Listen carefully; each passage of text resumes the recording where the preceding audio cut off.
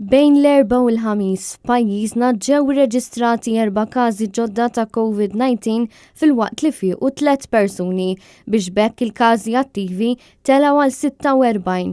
Dawn iċ-ċifri ġew ippubblikati mill-Ministeru tas-Saħħa hekk kif fortunatament fl-aħħar 24 siegħa ma kellna l-ebda mewta kaġun tal-COVID-19 bl-ammont baqatak ta' 420. It-total ta' każijiet mill-bidu tal-pandemija f'Marzu tas-sena li għaddiet issa jlaħħaq 30,627 bl-ammont ta' persuni mfejqa huwa dak ta' 30,161.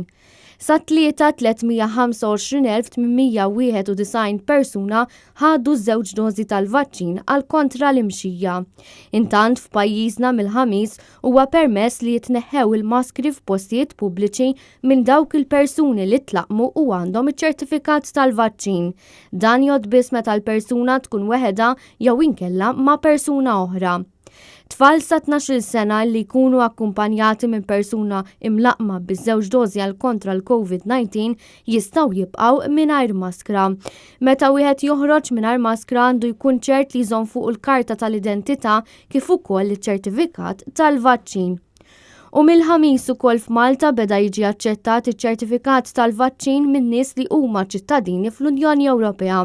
Dan ifisser li kull persuna li tasal f'pajjiżna u li tgħix f'pajjiż fl-Unjoni Ewropea tista' tippreżenta dan iċ-ċertifikat mingħajr il-bżonn li jsir swab test.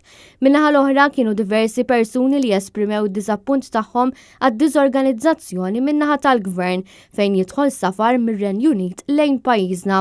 Dan minħabba li persuni ġejjin mir-Renju Unit ma jistgħux jivvjaġġaw lejn pajjiżna billi juru ċ-ċertifikat tal-vaċċin fuq iċ-ċellulari tagħhom iżda għandhom ikollhom ittra mill-NHS, ittra li tieħu mal-5 tiem biex tasal u minħabba f'hekk huma diversi dawk li ser jitilfu il-vjaġġ tagħhom lejn Malta. Bosta kienu t-turisti li fuq l-internet kritikaw il-mod dilettantesk li bih qed jimxi l-Gvern Malti. Buħud jgħidu li lanqas jagħmel sens li ssiefer lejn Malta minħabba din il-konfużjoni li qed tinħoloq biċ-ċertifikat tal-vaċċin.